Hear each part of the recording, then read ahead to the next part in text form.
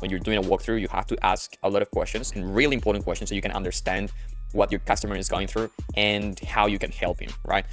This is going to be really useful. Why? Because once you do this, you're going to understand what is the pain of your customer. And if you know the pain of your customer, you're going to be able to then show him how you're going to solve that problem. Because the problem with just going there and giving a price straight away without asking questions is that you basically are showing your business, your service, just as a cleaning service. And we don't want that.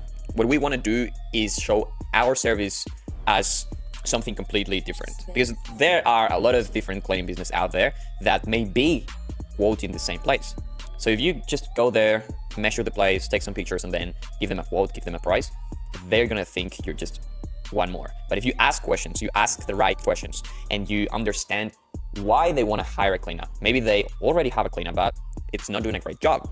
So you want to understand, oh, tell me, John, whoever you're talking to. Oh, John, by the way, is this the first cleaning service that you're hiring, or you've had cleaners before? They're gonna say, oh no, we've had cleaners before. We currently have cleaners, but they're not doing a great job. And if they say so, you have to say, oh, tell me why they're not doing a great job. What have you seen in their service that you don't like?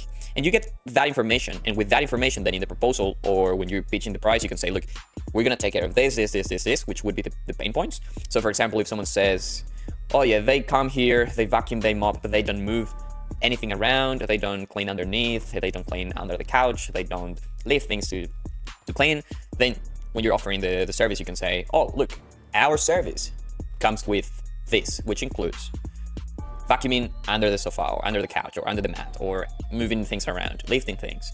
So you want to include those aspects of the cleaning that you're going to be doing. So the prospect says, oh, right, look, this business is offering to do what my current cleaners aren't doing.